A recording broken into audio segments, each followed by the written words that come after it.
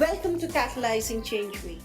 This year's Catalyzing Change Week is about solutions from the front lines by social innovators. In 2022, Catalyst 2030 concentrated its efforts on bringing proximate leaders and frontline solutions to the forefront.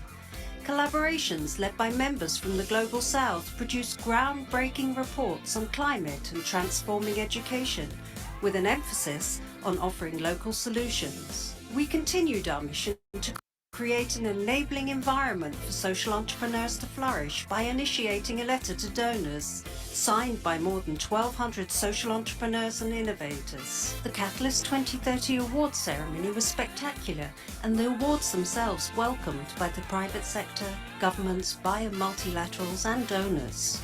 Catalyst 2030 as a movement is disruptive. One of the best things I think that's come out of Catalyst 2030 so far is incredible collaboration across the ecosystem that just didn't exist before Catalyst came into being. The thing I love most about Catalyst is that it's an open movement for social entrepreneurs around the world. I would encourage anyone who's looking to be more connected with their local communities around social development goals to come along to Catalyzing Change Week. Welcome to Catalyzing Change Week.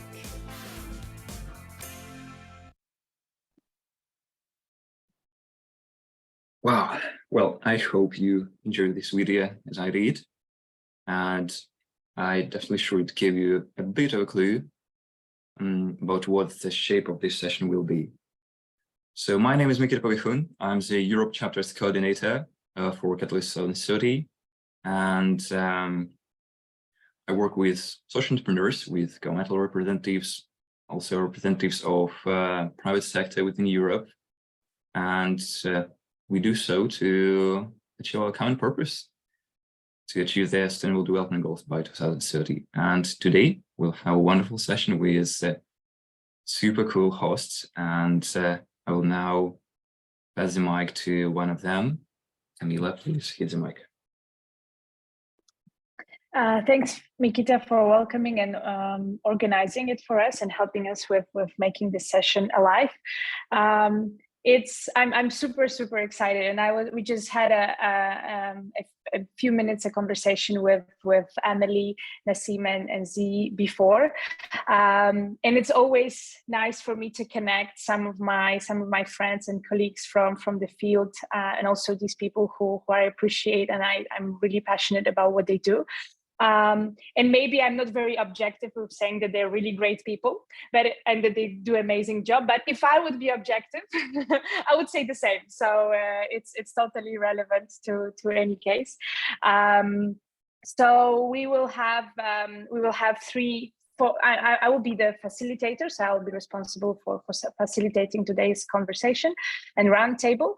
But also I'm representing my organization, Ali Muradova, and we have three other speakers. We have Emily, that is representing Rise from Ashes, and the organization that is based in Switzerland, and it's supporting communities in Liberia. We have Nassim, whose organization is also based in Switzerland and is supporting organizations in different regions. But today, maybe Nassim will put a light on one of the recent projects that they do in Kenya. And we have Zishan, who is based in Pakistan, and we'll be explaining a little bit more about the education system in the local context of Pakistani society.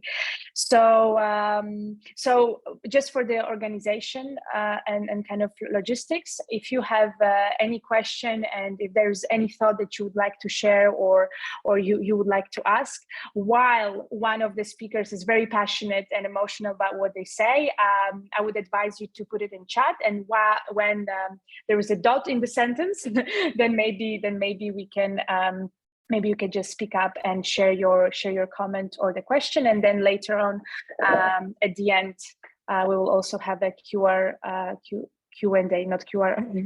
session, and also a moment for you to embrace some of the food for thought and digestion. Something that you were thinking about during the roundtable. So yeah, everyone is good. Everyone can here and is connected well, so we can start. Yeah. Okay. So maybe at the beginning, I would like to ask just as a generic question to Emily, Nassim, and Zishan, to say a little bit more about your organization and also about the motif. So what made you start what you're doing, and what is your motivation to continue what you're doing in communities? So Emily, would you like to start? Hi, everyone. I'm Emily. As you can see, I'm from Liberia. I work in Switzerland, and our organization Arise from Ashes is based in Geneva and operates in Liberia. This organization started, and as you can see from the name, Arise from Ashes, in Liberia, we had 15 years of war. And this war was not really known to a lot of people in the world, but the consequences of the war is so vast that we have a generation of young people who normally they are our future, but they are a bit lost because they have been forgotten. During the war, the education system broke down, the health system as well.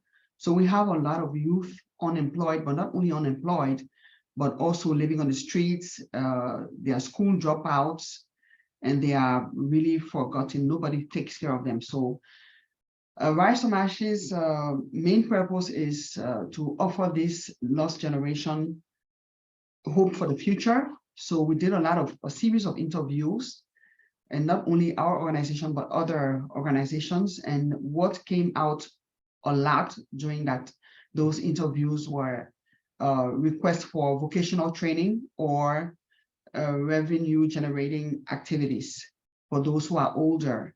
So I don't know if I still have more time to talk, or should I leave the floor to someone else? If not, I can take another minute to continue. You can finish your thought, Okay. and then So we're also a member of the Economic and Social Council of the United Nations, that's ECOSOC, and ECOSOC is at the center of the SDGs of the United Nations. We have several projects in Liberia. We're very new. Well, I'll say quite new. We started operating in 2020 during the pandemic, which is very strange. We have so in education, we have education proper, and we also have vocational training programs. Vocational training we started with, we have a program for girls in one of the remote communities of the capital city. So we have the first set of girls who registered in 2020. They graduated from tailoring and fashion design in December 2022.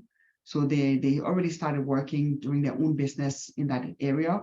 We also have another set of 12 girls who registered, and they'll be graduating at the end of this year. We have another program for girls who are doing diverse vocational training courses in one of the renowned vocational training institutes of the capital city.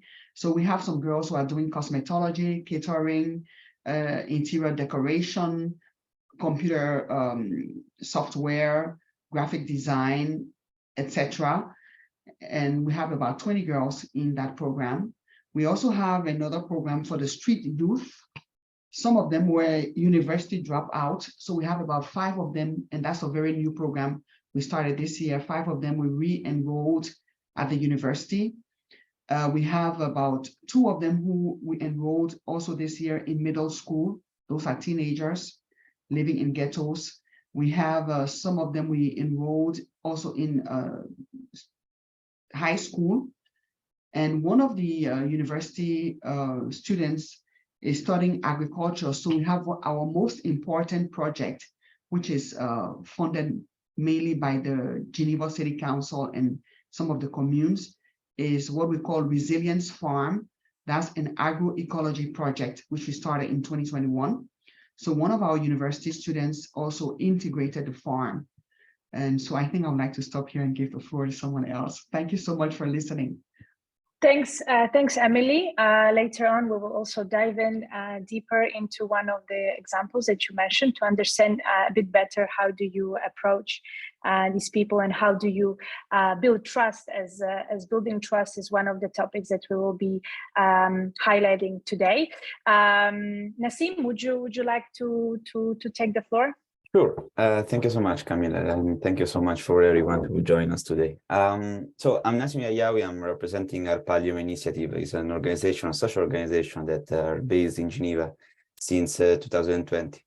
I'm going to follow your question and also try to figure out why I'm doing that since several years, actually. I started in my years of university to figure out that there was different economic ideology around the world that are in place in different regions of our ecosystem. So what we are trying to do with our Pallium Initiative is to figure out how to empower individuals and communities around the world, specifically vulnerable population that can be related to refugees or migrant or indigenous people, and try to build financial infrastructure for them, some sort of economic justice, right? To figure out on how to give them the accessibility to financial services, the basic ones, send, receive, and save, of course, and try to also give them the opportunity to create economic growth, sustainable economic growth. We are specifically now working in Kakuma and Kalobie in Kenya, and this is a type of environment, closed environment, where we can find formal and informal economic interaction. We can see that people in itself are self-resilience. So they don't need to be dependent on humanitarian action.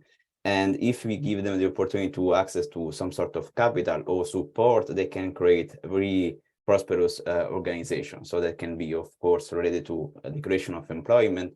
And when we get, I can say, the idea of a job, we can value ourselves better in society. So I have some sort of a value to provide in our community, but in the same time, with the liquidity that can be used to pay our salaries and etc.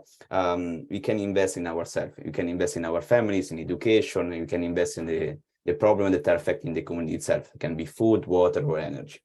So to answer your question, why we are doing that, it's pretty difficult actually. I ask myself every day why we are building a Pallium itself. Honestly, probably it's related to some sort of intrinsic social justice that link us today, and probably most of the people around us. We are social entities in itself. We would love that equity and respect and dignity can be social common in our society, because we understand that if there is a replace, we understand that we live better in some sort. But specifically, honestly, for myself, I'm really passionate about socioeconomics. So the idea that we can actually build something that can be an improvement for society, an improvement for people that can, I mean, empower themselves and try to figure out how to reach their own passion and dreams. That's probably the fuel that give me the way to keep going every day. I hope that I answer your question, and yeah. Thanks. Thank you. I hope that this, it's good to hear that the word fuel is also used in a very environmental and humanitarian way, and that actually we can, we all share a little bit of it just by being here and sharing our interest in it. And at some point, I guess the question why remains very fresh every day when we wake up, because sometimes we need to sacrifice certain things for the sake of doing something bigger and greater than ourselves. So thank you, Nassim. Z, the floor is yours. Thank you so much. I hope everyone can listen to me well. I will start with the introduction of my organization and what are the challenges we are facing. My organization name is Tehzeeb Education System. We are a group of schools, morning schools, evening schools, and vocational institutes in Pakistan. We established in 1979 by my father. Actually, we are an old institution, and in Lahore, Lahore is the second largest metropolitan of Pakistan with more over 25 million population. So there are a lot of challenges in the educational field, especially like us, an underdeveloped country, where the government focus is not the education mainly. So some private institutes need to come further and to take those challenges and to participate well. I take the charge of the organization in 2017, being the CEO, and right now almost 3,000 students are studying with us, like they are completing their studies with us. The challenge here is actually we were the British colony once, and the syllabus, the curriculum, it was introduced by the British at that time, and our governments and authorities, the education departments, they didn't focus on this, and we are just carrying on that syllabus curriculum from 100 years back. And that is the not need of this time. That the need of the hour is to change that curriculum to make it more modernized, advanced, so we can meet the requirements of this era. So how we are contributing, we are giving some advisory to the education departments, making a little bit of amendments in that curriculum. So our students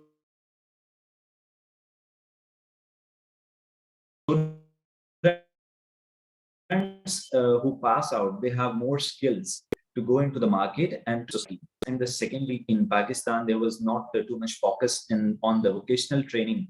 So we just started the vocational vocational training programs, including the e-commerce, the linguistic trainings, the computer training, and so on. So we are trying to be more passionate day by day with our students, with the community, and so we can leave a good impact, so these people can contribute in the economy, like Mike said about the economy. And also being the environmentalist, we have also keep the environment as our basic course on all the levels, because Pakistan's biggest problem, one of the biggest problem, is the climate change. From the last few years, we are having severe floods and earthquakes. So our people don't know how to tackle with them, and we are not contributing too much in the pollution thing. But yes, somehow in our country, globally we are not, but in our country, yes, we are one of the reason, and our people don't know how to control it. So we are also working on it. So this is the basic introduction, like how we are working. So if there is some specific question, yeah, one thing I want to add, Pakistan is diverse. We have diversity in culture. Like I remember Camila visited sometime Pakistan. So we went to Gilgit, like in Himalayas, there is a town, there is actually a province. And there the people, they have skills and they want to do something. They can actually do a lot of things, but there are not good opportunities. So my organization is also collaborating with other organizations, like small organizations who are working in the remote areas. So we are also working with them, giving them opportunities to come to the metropolitan, learn from here, and then go back to their areas and contribute to uplift their areas.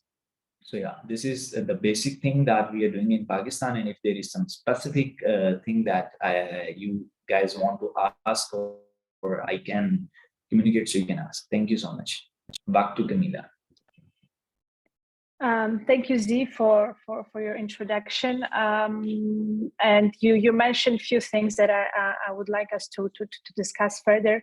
One of them is you mentioned the example of working with communities in Gilgit and with going to areas that are very remote and building certain kind of relationship with communities that are far away, and sometimes it takes much longer time to really have everyone on one side and have everyone understand what's going on. And I believe that this is also the case of Emily and Nassim, where you work with people and with communities that are disadvantaged, and also they've been through a very challenging situations in their life, and the history does not help either. And sometimes for people who've been suffering a lot, and this is also kind of like a trauma that is incorporated in the family, because sometimes the family is not only the first generation that suffers, but maybe second, the third generation. So it's already somehow becomes unfortunately part of DNA. Then it becomes much more difficult to build the trust, because maybe for people who are vulnerable, they feel a little bit scared maybe to trust from the beginning to organizations that just come and say, we want to help you. So I would like to ask you, how do you approach that? How do you start this? How do you put this first stone and build the house of trust, of the friendship? How, for example, you, Emily, when it's also different maybe for you, Emily, because your family is coming from there, your roots are coming from there, so maybe the trust was built maybe more naturally. But how was it for you at the beginning? How did you build a trust with community to whom you're giving your helping hand? Well, first of all, trust building is a gradual process, and it's a very delicate component of community building, community development. So normally, as you said, Camila, excluded communities, they live with a feeling of rejection. So when you engage them, you have to be very open, transparent. And there are three things for me that are very important. That's respect, empathy, and dialogue. So you have to approach them with a lot of respect. Don't judge them, no judgment. And be very clear about your organization's objectives, why your organization is there, what does your organization want to do with the information that they're going to get from them. And then you start a real conversation with them, you show them solidarity, and then you listen to them, learn their stories, find interest in them, make them to feel that they are also a part of the discussion. So you cannot have a discussion about them without involving them. So for me, those are the key components of trust. Now, when you engage with these communities, what we do, we go into the community. For example, in December, as I said, we are quite new. So in December, we went into one of the ghettos of our target groups. So we went to the ghetto, and then we identified their leaders. And then in the following day, we invited a couple of them to the house where we live, so they felt very secure. We reassured them that we're in a confidential space and they can open up themselves. And then we started a conversation from there. We started to listen to their stories, and also listen to the stories of the entire community. So that's how we started. We had a meal with them. We invited each one of them to select whatever they wanted to eat. We ordered the food from the restaurant that was not too far from us. And we spent hours together that evening brainstorming on their needs. What do they need? And most of them felt frustration from the part of the local authorities. They felt that people come to them interested in them to get positions, and then once they're elected, they're forgotten. So they were a bit skeptical about our engagement with them. They were asking us, why are you here? Do you want a political position or something like that? And that was not our case. So for us, those components that I just expressed, these are for me the basis of trust. So respect, confidentiality,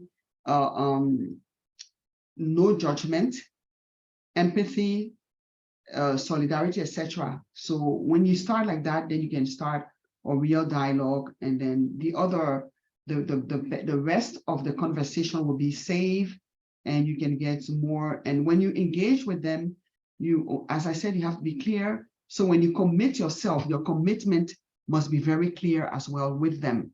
So you don't start something and then you don't commit yourself afterwards. And getting results is also a part of trust. So when to get results, you have to partner with like-minded organizations, and you also have to partner with local authorities. You have to get the engagement of local authorities because these are the policymakers. So having policy as part of the conversation can only lead to better results. So I think I need to stop here because there's a lot to say. I'll give the floor to my other colleagues. Thank you. Thank you, Emily. What you're saying, it reminds me very much of my recent meeting in one of the villages in Fiji, in Viasevo. Most of my time there was about spending just usual time with different people of the village. And it was the trust it was building over the days and over the all hours that we were doing things together. And later, just at the end of my stay there, we had a community development workshop and meeting where we would discuss some specific issues of the village. But before, I was spending time with kids. I was doing farming with farmers. I was just fishing with some ladies that were fishing. So it was just simple activities that these people were doing there for me to understand and emerge myself into the community to understand how they live. And I think that without having this simple moment of listening and giving this respect and paying this respect to others, we are not able to achieve anything, because that comes to any relationship, right? But specifically to communities who might suffered more. And in this particular case, I remember that they were telling me that some organizations came to them before, and they promised a lot, and they left and they left nothing. So I also agree with you on this growing frustration in certain communities where they want to trust, but then they just left alone. Thank you, Emily. Nassim, would you like to follow up? Yes, absolutely. I totally agree with Emily and with you for the different shapes of trust. And I would love to add the fact that some of the time when you're founding an organization that you want to actually support people in different ways, I think it is come naturally that you have some sort of empathy or listening or respectful way to approach people. It can be related to the experience of your life, or the fact that you really believe in what you want to achieve as a purpose. So you have some sort of connection with people that are really natural, and not you need to build up some sort of guidelines that are needed to follow over time. And that was the case for my first experience in Kakuma. I met new people, and naturally we become friends. I spend a lot of time with some of my collaborators in the camp that give me the way also to understand how to approach people, give me some suggestions. So it's necessary also to create some sort of an environment where is some sort of friendship, natural friendship that can be built. It's something that maybe I'm wrong, but something that I learned in this type of situation, that it's totally different how we approach people. It's so natural because the fact that, as you said, Camila, people faced a lot of situations, bad experiences, they give them this natural way to be themselves. That's one of the key on how we can reintegrate a discussion that are really trustful. Trust in itself can have a lot of shapes, right? I believe that it's a way to integrate the reliability and integrity of a person, an organization, or a system. And we, as you said, Camila, we build trust over time with the commitment, with the experience, and to show how we really believe in what we are doing. But in our work specifically, there is also two ways that is needed to be implemented. When you grow an organization and you want to create an objective, you need also to encourage the people that are around you to have the same way to communicate with people with empathy, and they try to figure out how to build a team that can also provide the same voice on what you want to build, right? That's the most challenging part, because if it's yourself, as I said, come naturally because you're already a believer. But sometimes when you grow up, unfortunately, that's how it's work in our society. You grow an organization, you build a team and different type of personality and etc. You need also to figure out how to align all the people in the same way. And that's the most challenging part. Fortunately, when you work for a purpose and a good objective, social justice, you most of the time you have nice people around you that are sharing also the way that you do things. Another point away that we are trying to do right now with innovation, as I said, with financial infrastructure, is to create some sort of links and I can say network that where people can trust themselves without this sort of reliability that is necessary in the real world. Trust is an important component of every type of agreement and contract, right? So most of the time in society, we need always an authority or a trusted party that gives us a way to make, I'm talking about commercial transaction, a way to be safe when we want to finalize a contract. And unfortunately, in this type of situation, when, for example, refugee camps, people don't have this type of infrastructure or authority or trusted party that can be supporting in this environment, it's necessary to build networks where people can rely by themselves on direct commercial agreement. So this also I can say a challenge for us to build not only the understanding and the awareness about the technology and how the world is evolving, because it's pretty interesting. We are evolving as a society today, and we are integrating more and more people in the socio-economic interaction globally. Not only is about awareness education, it's also about which type of credential or information are necessary to build this type of infrastructure that are trustless in some sort. I can say that again, there is different shapes about trust, and related to the human interaction. That's honestly, I believe that is the most fundamental part in our work, is about not only putting away services or infrastructure or ideas. It's more about understanding people and understanding their journey. And that's the most fascinating part, I suppose.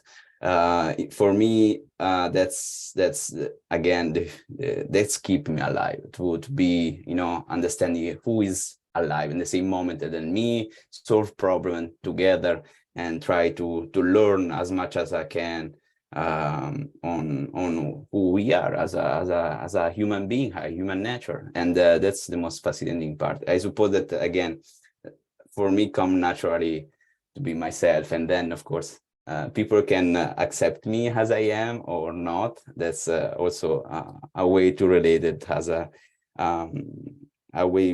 realistic way on how we interact with people.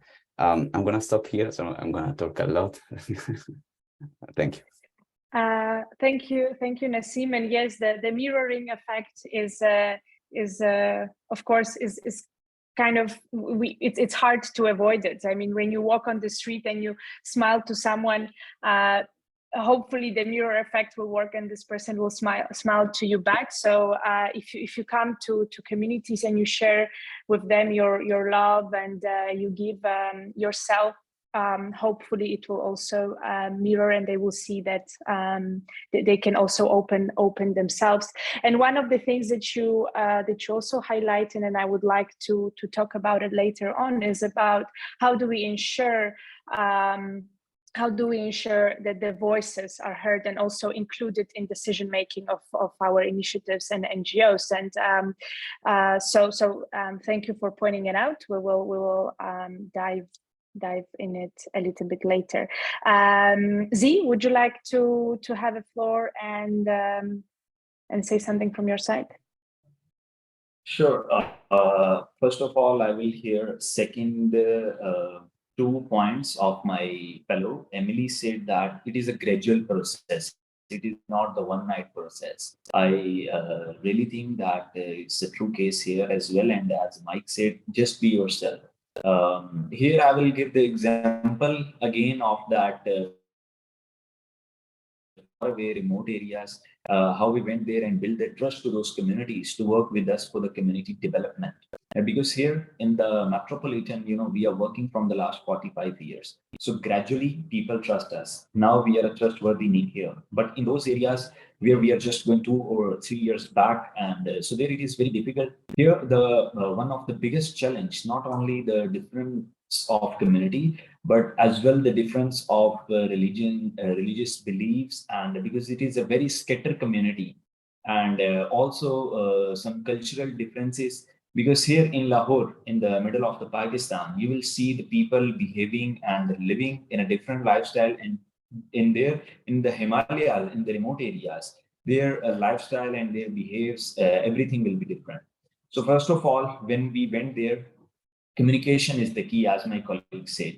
The communication is the key. We tried to learn their language first and talk in their language. We be their friends and treated them like our family members. And the other thing is, we invited them here first. We showed them around.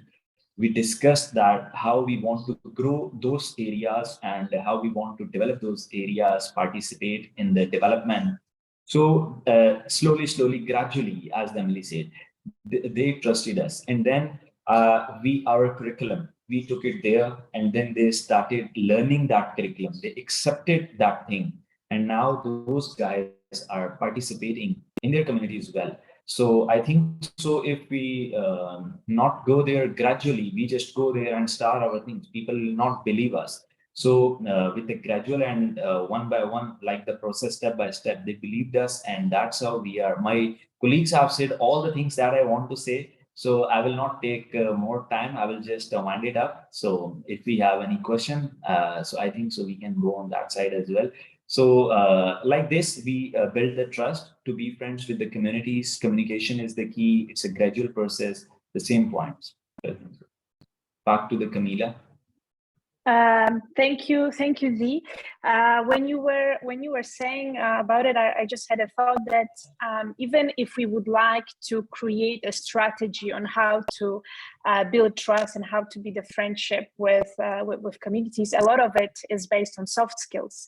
A lot of it is based on emotions. It's based on, as all of you were mentioning, on family values, and something that it's very hard to copy paste. It's very hard to duplicate. It's something that comes from within. It's something that comes from your heart, from your passion, and really from understanding what exactly you would like to do, and maybe something that it's in your era, not era, but in your, how would you say it? In your, it's kind of like an energy that it's around you. Maybe it's not something that you can also learn. It's maybe something that comes because you are the ones who are social workers. You're the ones who do the work for society, for the community, for the greater good. And maybe there is a reason for that, as some people say. Camila, here I want to add one thing, one example, live example that you have also seen by yourself. It's your examples, by the way. Back 2 years back, we went to that in Himalayas in Gilgit. You remember we went to a girls' school, and the thing, you asked their problem instead of just talking about you or what you want to do. So this is, I think so, one of the things that when you go to some new community, so you need to ask like what problems they are facing. So I think so in that sense, they will be more friend to us, and they will think that we worry about them, and we care about them. So I think so, yes, this is one of the example that I have seen the live from your side. So guys were very friendly with you, and they believed you, and they told their examples. They mentioned all of their problems going on there in the education and community development sector with you. So I think so, yeah, this is the thing I just want to mention from the past. Yeah. Thank you. Yes, I do remember that. It was was really very valuable for me, and I got a lot of learning just by not speaking and by listening also to what they wanted to share with me. And I think this is one of the points that you were all embracing, that going somewhere and then forgetting about yourself, because at the end it's not about you, it's about these people that you're trying to support and work with. So thanks Z. I also wanted to ask you, because all of you that you and a little bit Z, you were mentioning about it before as well, and you Emily and you Nassim as well, about the partnerships on site, because now Emily and Nassim, you are in Geneva, but then your work is in Kenya and in Liberia, and you Z, you were mentioning about some projects in Gilgit, but you are based in Lahore. So I'm wondering, how do you set up partnerships in local ground, and how do you follow up with the communication, and also what are the challenges of the partnerships that you built with maybe communities there, or maybe there are some NGOs or local representatives who are coordinating certain projects of yours. So if you could just briefly tell us a little bit more about that. Emily, would you like to start? Well, thank you, Camilla. Creating partnership, it has to be canalized. Partnership is a vast domain, so you have to really know your target partners' work, the area of work, and see what their objectives are in terms of partnership, with the scope of partnership that they also are looking for, and see whether your synergy with their organization will bring results to the target communities, to your beneficiaries. So that's the first thing. And then you have to go to the partners. Some partners like to have formal written commitment with us, in the form of MOU, for example, memorandum of understanding. With some partners, they will just give without any strict rules between us. So again, depending on the areas or the programs that we have, we select our partners in relation to the programs, and we also revisit our commitment with our partners to see whether they are up to date, and whether they still fulfill our mandate and our results that we're looking for. So yeah, you have partnerships at different levels. You can partner with very small organizations to help with the volunteers to do the work. For example, instead of paying people, that's a way of saving money. You can partner with donors who will give the funds, because without funds, your programs cannot survive. You can also have partners who are going to give you some expertise in your own area of work. So for example, we're in agriculture. We have partners in Liberia who are specialists in agroecology. So they study agroecology in Africa. For example, Benin is one of the countries that's well advanced in agroecology. So we have partners who went to school in Benin in agroecology. So we that's how we work for now. Yes, thank you. Thank you, Emily. Yes, it's you embrace quite an importance of having different local people with who you can always refer to, and maybe be updated on the situation on ground. We have some comments from Robin before we go to Nassim. Robin, would you like to unmute yourself, and because I can see that you wrote some of your thoughts. Would you like to share what was on your mind? Thank you, Camilla. Sorry about the light. Hi, everybody. And yeah, thank you for the opportunity, although I do apologize. I joined a little late, but as I joined, just such joy to listen to your reflections, and the attitude of humanity and humility that I think is essential in this conversation. And I think probably just the one comment is on those last two, because I think your point about Zishan that you can't, a lot of whether you have a sensitivity and a desire to engage in ways that really foster trust is inherent, but we can increase our level of activation, and it is inherent in some people to a greater degree, but there is something in all of us. And I guess it is around the choice of whether you want to act upon or activate or really upskill yourself in terms of what ways of listening and being can I start to practice that are inherently human, but are quite uncommon in our existing paradigm. And my experience is that when we are really human, we pay attention to each other well, we are present in this way with each other, it's the most powerful experience because there's instant recognition. And part of that instant recognition that is quite sad is that people say, I love the way it feels for us to be together. And quite often, and this is the first time I've ever felt listened to, or this is such a rare experience. And so I think what we can try and do, and there are methodologies that really help in terms of giving practical guidelines. The practical guidelines are no use without the intent, but the practical guidelines around, how do we think together? How do we create some structure around how conversations are held, how group meetings are held that drop the power structure and physically create environments of equality. How do we learn to be absolutely fine with being with a community and not doing any work, just eating together, playing together, speaking together,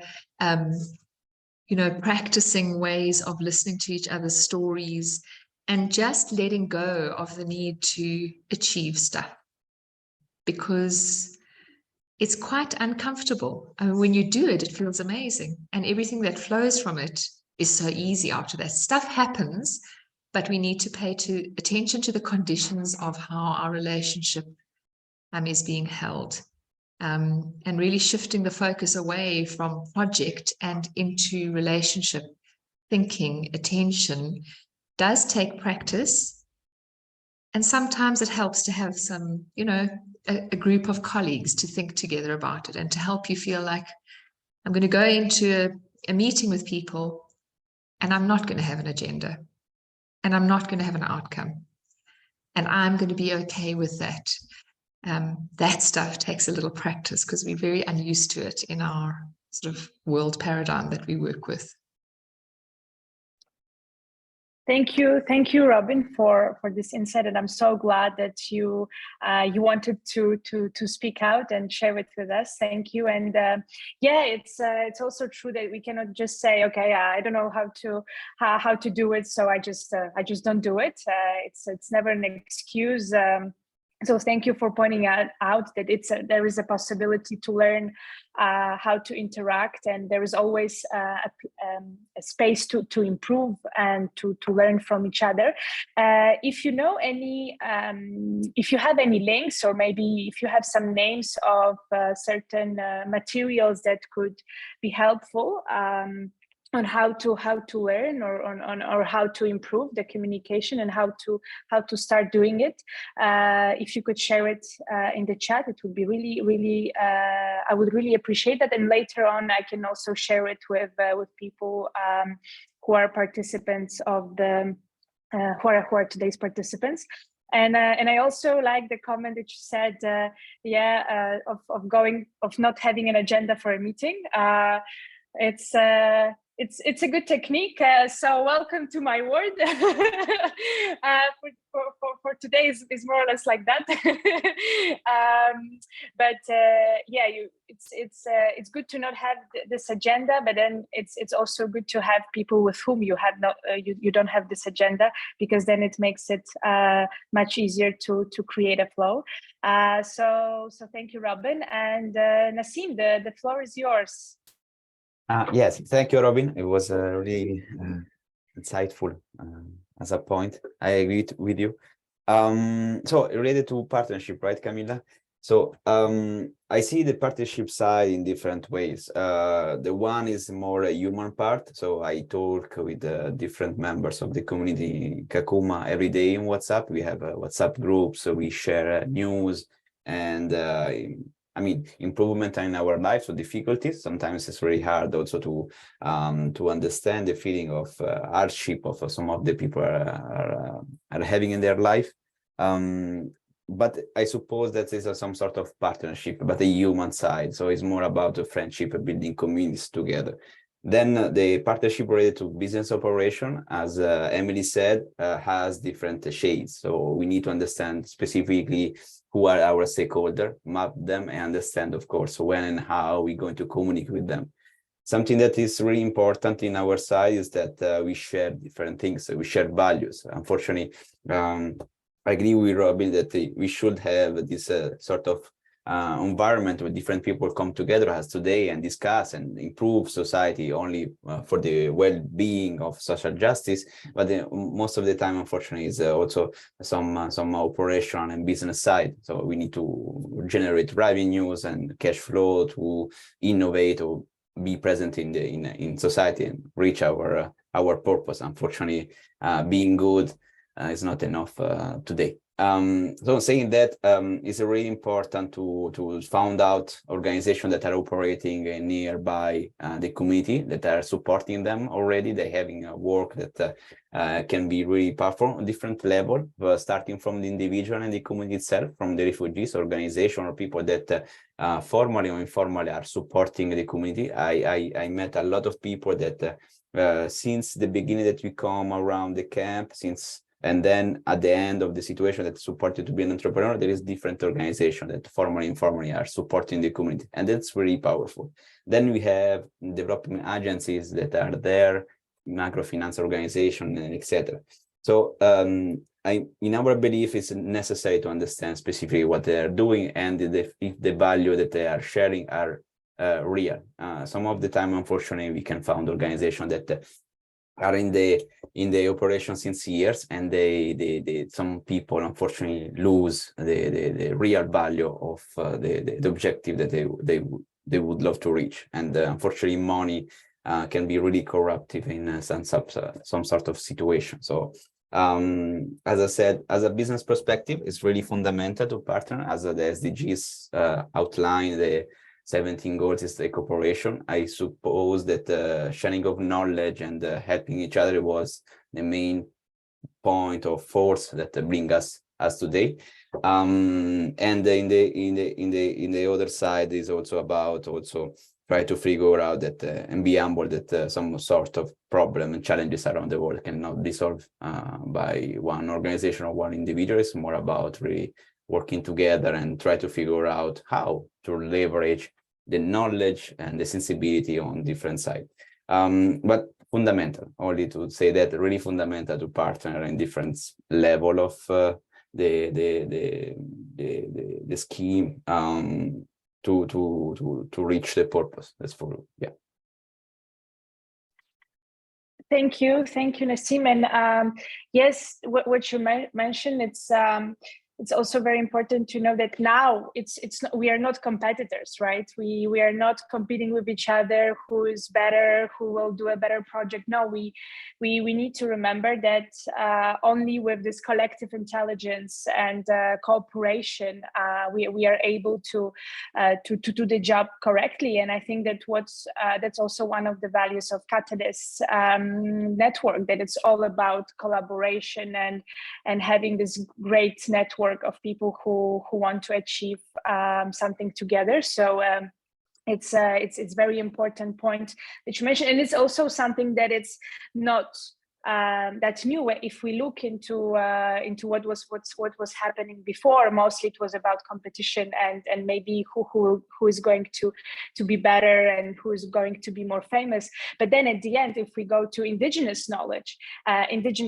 is all about community, and everything happens within the community. So it's something that was created long time ago, and then for some time we forgot about it. We thought that it's about being better and being in the center of everything, and then now we are again coming back to what was introduced by the indigenous much more before, and that the community is actually the core of every change. Thanks for pointing it out. Zishan, yeah. Can I add something? Yeah. Sure. Around my mind right now. I totally agree with you that unfortunately there is a competitive way of a standard in our society that unfortunately different organizations are based, as we said before, their presence and in the environment by having cash flows or having money that can keep running the business. And that's unfortunately the only problem that we have here. You're going to stay in the competition side, even for donors or even philanthropy, if we're going to have this idea that money and gonna run the business in itself. And it's pretty difficult way to get out of this perspective. And I totally agree that indigenous communities and different people around the world, there can be benchmarking a way to understand how to really collaborate and figure out how to do business in other ways. Something that I want to do outline that there is a lot of work related to that can be done, and different ways can be actually, as you said, collective intelligence, also to understand how to share resources. Different organizations having a similar scope and different similar mission to try actually to keep even smaller organizations that are not making really a nice cash flow to still operate in society. Yeah, I wanted to add that, I think. Yeah, thank you. Yeah, it's a good point. Thank you, Nassim. And I just want to briefly say thank you to Robin for all your links. And maybe Robin, that's actually you can make a session on during the Catalyzing Change Week on this topic. I can see that you're quite an expert by all these links that you shared. Thank you. Thanks, Robin. Z, the floor is yours. I think so. Robin want to say something, so I think so. She should speak first, and then I will carry on. Sorry, I didn't see your raised hand. Yeah, go ahead, Robin. Sorry. Sorry, Zishan. No, I just wanted Mr. X, just to say, imagine if we could have this dream, and not a dream, but imagine if we could step into ways of thinking about resourcing collective work that are not trying to fit into the existing paradigm, but that really choose differently. And if we want to think collectively, and if we want to think about co-creative work and collaborative work, imagine if we got to a point where we could raise funding for each other, and we could champion each other, and we could pay attention not to operating from a deficit approach, but to really stepping into an abundance approach where we are not trying to block off all of the opportunities for the resources. We're actually becoming very conscious, not of building things, but of removing obstacles for each other and opening flow. And I do think that it's coming. And I think that there is a lot of energy behind this transition to a different way of thinking about resources, and to replacing the financial funding element in terms of where it sits, and being able to perceive that it is a resource, not a driver. I totally agree with you, Robin. If I can add something, Camila, before. So I totally agree with you. Was one of my main research after starting Arpalium is the fact that related to you can create economic ideology can be implemented in society that are totally different and in a way related to how we allocate capital and resources for different reasons. And even money itself is a tool for,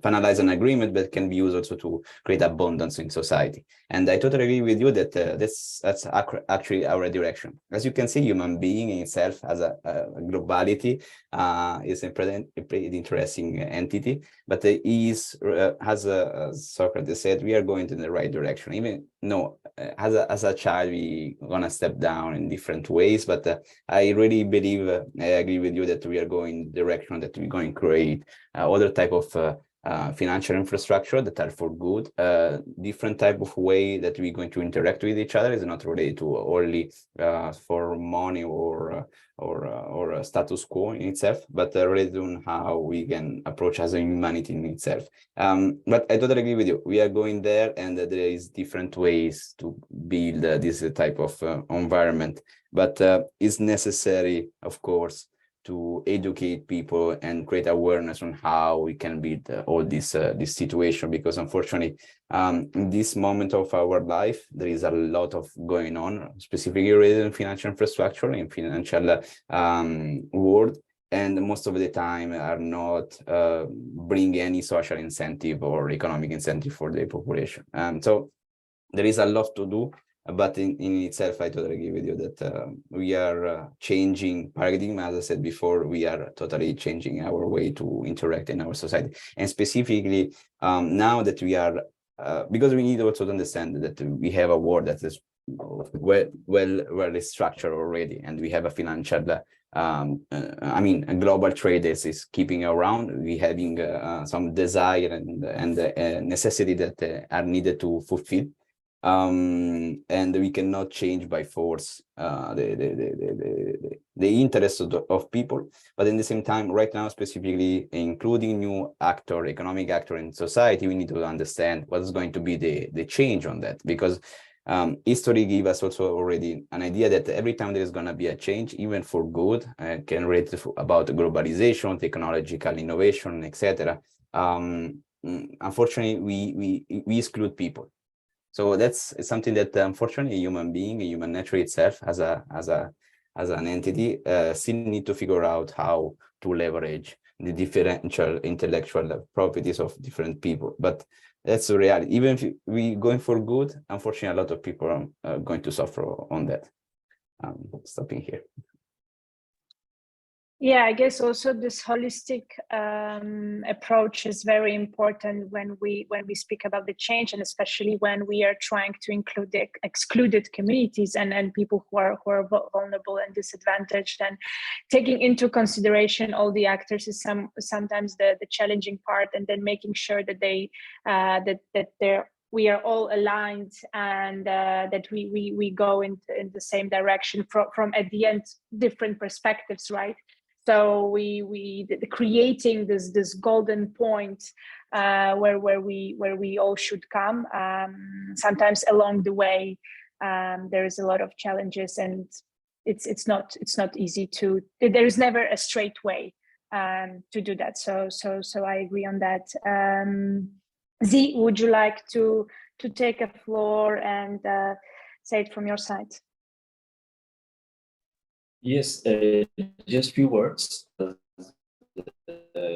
Partnerships, as everyone know, is a powerful tool for the community development, and by working together, obviously we can achieve our goals more earlier, I think so, or quickly. But here, the main thing is how we are doing the partnership and with whom we are doing the partnerships. I think so. If I talk about my community, there will be some domestic partners, there will be some international partners.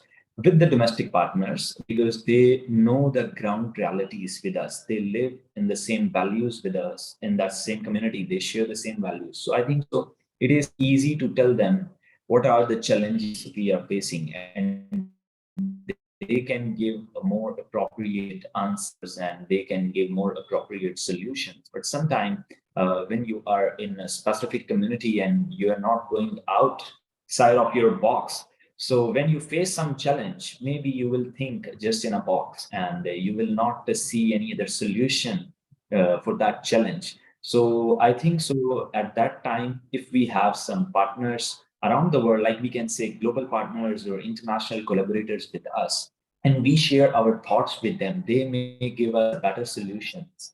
Maybe they have faced the same challenges before, or they have more better expertise in that area.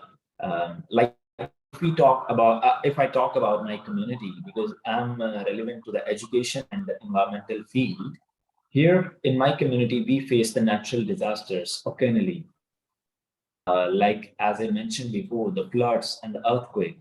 And we are giving the, we can say we are educating the people how to cope with these natural disasters, how to, I will not say prevent, but obviously we can take some measures to avoid them. But for somehow, if we are not collaborating with some people with the PN or who have already faced these challenges with the community, we will just think we will just be stick with the one or two solution. So this is just one example. There are a lot of challenges, and for those challenges, obviously we need to collaborate and we need to get expertise. Some people are better in one field and some are better in another field. So I think so communication, gathering information, and then good communication is the major two steps of any partnership. So both of the partners understand each other situation better. Like Catalyst here, I will add the Catalyst is providing us a platform. Obviously, it's not for a long time discussion or long discussion. We are just overviewing some issues and challenges and knowing each other, like-minded people. But for the long run, if we really want to make some good impacts, we need to make communications on the regular basis, or at least we must have some platform on where we can share our community problems and the challenges with each other, so we can know those solutions from our. The partnership is just not like that. We are signing some agreement, man. We are the partners, and you need to tell us when we.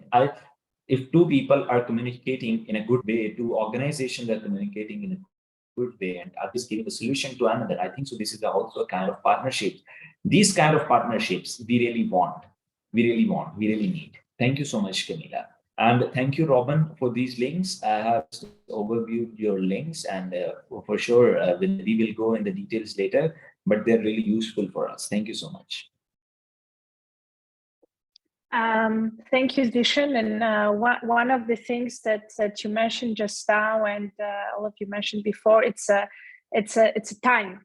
So everything requires time. Either we talk about trust, or we talk about building something, or we talk about partnerships or communication. It's always time. And then there is the time create the perception of time. In this sense, it creates the vision that it's always in long term. So we cannot say, okay, the solution, we just, okay, we do it in 1 month and then done and then we go. No, everything is a long term. So I had a question to you regarding to that. So in your experience, what are the most effective ways to sustain community development efforts in long term? How do you do that? Emily? Thank you, Camila. Community development, sustainable community development, it goes first of all with commitment from both sides, from the side of the beneficiaries and from the side of the community workers. That's the basis for that. Sustainable programs, they have to be tailor-made. So offering programs that do not really fit the needs will not gain results and will not be sustainable. These programs also have to be not short programs. They have to be long programs that can be evaluated over time with the results as well. And then sustainability, the agreement has to be done also with the local authorities.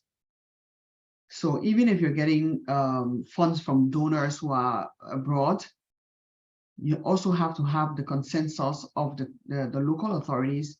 You have to bring them to the table and to make sure that the policies are implemented to have effective programs and long-lasting ones.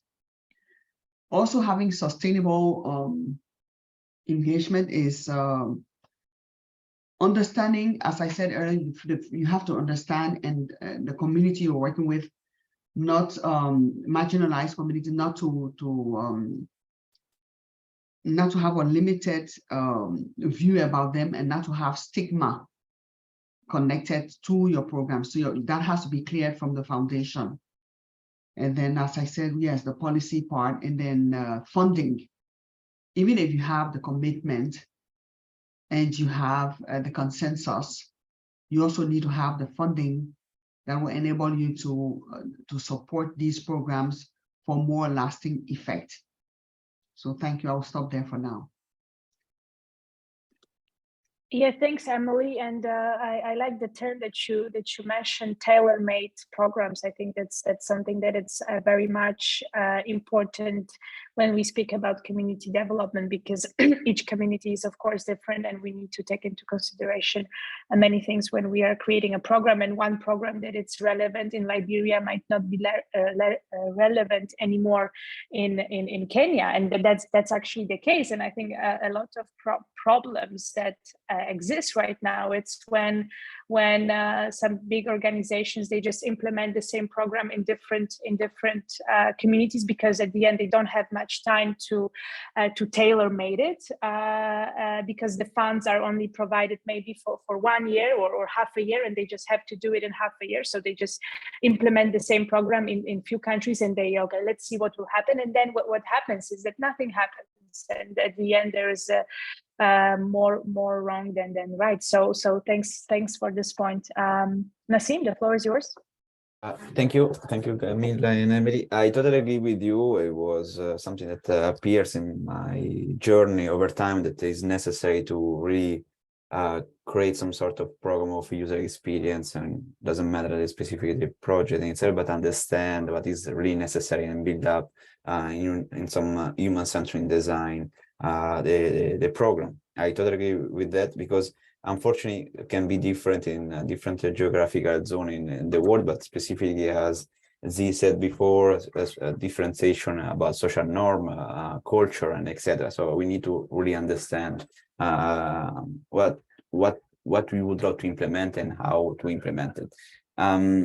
Unfortunately, as Emily said, funds are extremely critical in different type of situation, but it depends of the level of the organization. If you have a big organization or an organization that is already implemented with salaries and etc., I believe that there's no other ways than found the program and try to figure out how to make it sustainable over time, financially sustainable over time.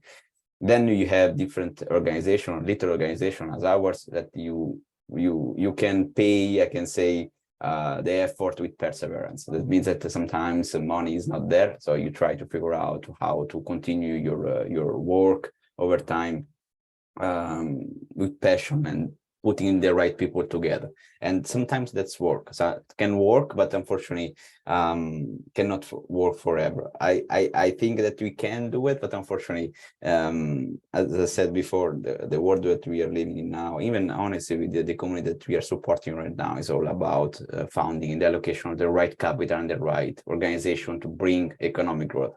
We're living in a world that unfortunately, I suppose we lost a little bit the direction of what this means to help each other on different ways. I found out that in the refugee camp specifically, this mindset is still implemented. So that means every morning people wake up and they want to, reach a communitarian objective. But specifically, I was born in Italy, my family immigrant, and etc.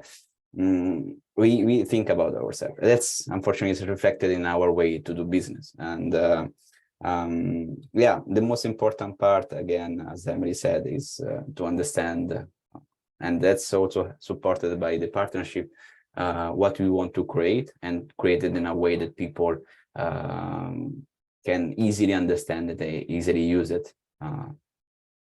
Yes.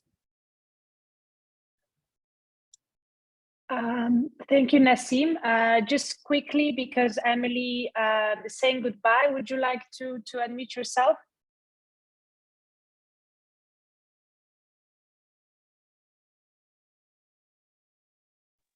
Yeah. Yeah. Would you like to share just the final word before you go? Because I know that I read your message, you have to go. So if you would like to share a final word with us. Well, first of all, thank you. Thank you to Zishan and Nassim and Camila, who we met already earlier before this this discussion. The work we're doing is very challenging. It's very difficult, very challenging. For my part, I'm not paid for it. So because I have my full-time job. So in terms of resources, it's a little bit difficult to be able to, when I say resources, I don't mean funding. For what we are doing for now, we have funding, but we have human resource issues. So it's sometimes a little bit difficult, time consuming, but it's a pleasure. It's a pleasure because when I hear the beneficiaries calling us, writing to us and really begging, showing interest in what we're doing and asking us not to forget about them, it makes me strong from day to day. So I definitely will not leave them undone. I will continue I wouldn't say the fight or struggle, but I'll continue my engagement. Yeah. So it was a pleasure having all of you here, those who are who have their videos on and those who don't, but who participated in the chat room. Thank you for showing up to this, and thanks to Catalyst 2030 as well. Thank you all. Bye. Thank you, Emily, and fingers crossed, and see you soon around. Sure. Thanks, Camila. Bye. Bye. Okay, Z, would you like to follow up? Sure, Camila. Here I would like to add 2 or 3 points. One is the funding, as Emily mentioned, and also mentioned, but I think so, except funding, like Nassim said, there are a lot of other factors except funding in sustainable community development. So I would like to carry on this conversation here. I think so. The first point I want to mention that to build a sense of community for sustainable community development, a community must have a sense of being a community. If we really want to leave a positive impact for a long time for the community development. The second thing is I want to mention timely accountability. If you are just fueling the funds to an organization or to a startup, and you are not doing some accountability for that organization or for that startup, so there will be something wrong. Sustainable community development for that project especially. And third is the civic engagement. Civic engagement means to communicate or engage with the local authorities. Even sometimes you will get the funds. If we talk about the funds, sometimes you will get the funds, but you will not get the support from the local authorities, including the government departments or some organization who need to support you.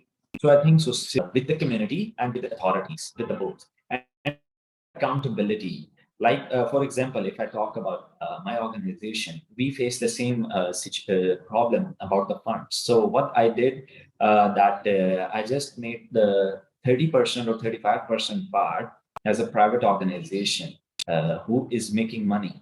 And 60 to 70% part is working as an NGO. And but still we are facing a lot of challenges. Why? Because civic engagement is not good. Local authorities, they don't have the good policies, and they don't collaborate in a well manner. So I think so these are the most important factors. And if we cope with this kind of things, so we can sustain community development impact. Thank you so much. Thank you, Z. We have few minutes before we end up. I just wanted to give a floor to any questions that might occur within participants. Maybe someone has a question. If yes, raise your hand. Mark, Katzper, maybe RD from agriculture, or Augustina. Anyone has a question? Okay, so maybe Nassim or Z, if there is a final, sorry, is there a message? Okay, I'm digesting the information. Yeah, it might take some time afterwards to process everything that we spoke about today. Before we wrap up, Nassim and Z, is there something that you would like to add more? I would be curious about some successful stories that occurred in your work. Would you like to share maybe a case study from all these years of your work that been challenging at the beginning, but at the end it appeared to be a successful story? As we know, success requires many failures at the beginning. So maybe you would like to share some of the initiatives that at the beginning were challenging, but at the end came to be a success. Nassim, would you like to take a floor? I'm sorry, Camille, but it's like it's freeze for a second. Can you repeat the question? I'm really sorry. Yeah, I just wanted to ask you about successful story from your organization that had maybe some challenges at the beginning, but at the end it been a success.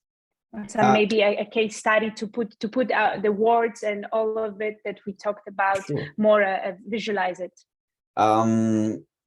So as you know, it was a long journey. My point with our organization, we are in, I suppose we're trying to do good, but at the same time we building financial infrastructure. So we need also to understand the huge ecosystem that is related to that, specifically in emerging market. Success story is the fact that with perseverance and with the right mindset, we put the team together, and we having right now a nice, I can say, relationship with the community, with the people in the camp. As I said, we talk each other every day. One of our field coordinator, Innocent from GLAP Enterprise, marvelous actually organization that I will talk to you about later. We was here in the World Economic Forum to advocate about how to empower refugees. So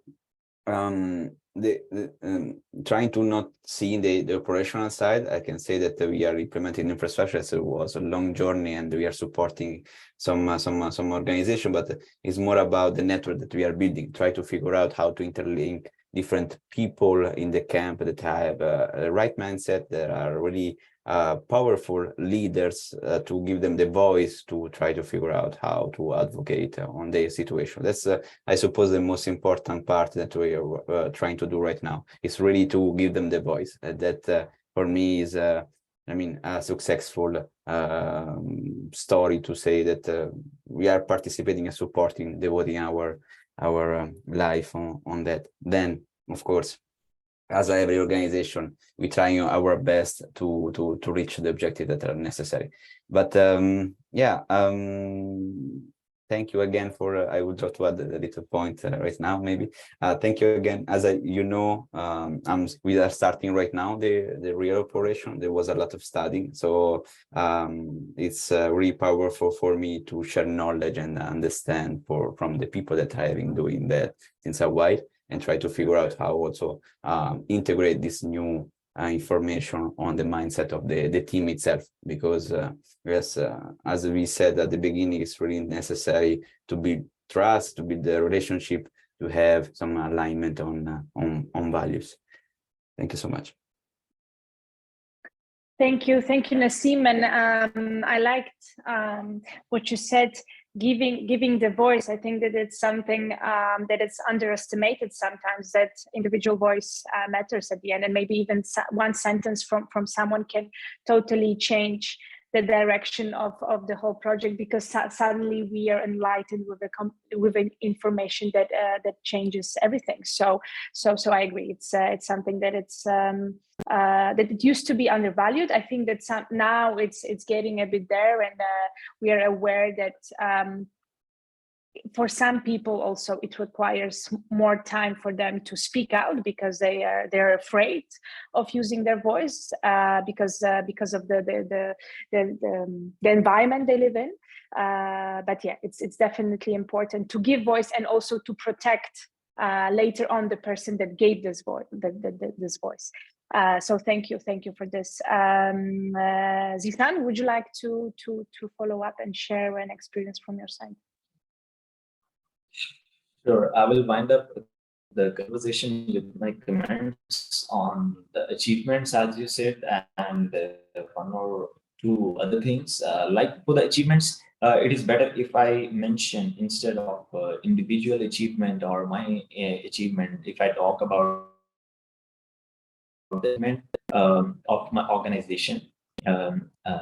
We have the impact on really have the good impact on our community around, because we are one of the biggest community development center here in our neighborhood. And as for some people who have finished their programs with us, completed their studies with us, and they are from the remote areas, so we have mentored them with how they can go in their areas back with the least fundings, but with the technicalities and expertise, and they can have the same model like us in that area to leave a positive impact on the community there. So I think so. This is one of the biggest achievement that my organization have.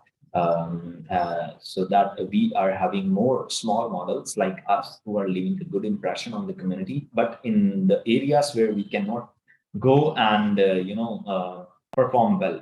And here I would like to thank Catalyst 2030 to give us the opportunity to come together with the like-minded people and organizations who are leaving good impact on the community.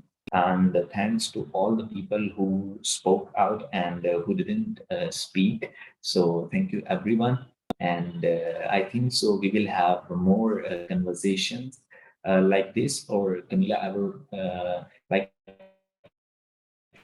to request one thing from you, because as Naseem and Robin and Emily and some other people here with us, so better to have some other communication place where we can share our ideas and thoughts later on as well, and what challenges our society is facing. So we can have that small partnerships that I have mentioned before. If we are getting some good suggestion from someone, is also community development. Like Naseem staying in Switzerland is giving me a good suggestion for the challenge I'm facing. And that solution doesn't come to my mind, and he gave me. So I think so he is leaving impact on my society as well, because we are developing that small part because of his idea. So I think so there must be a later communication platform as well.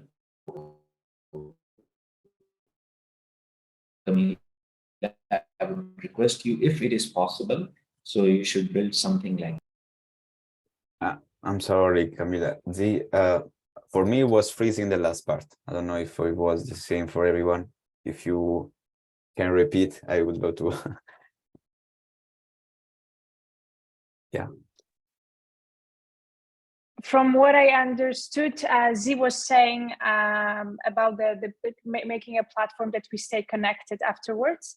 And one of the things that I liked also in what you were saying is the actual fruit of our today's discussion and of the collective. There's the strength of collective intelligence and how we can get inspired from one another.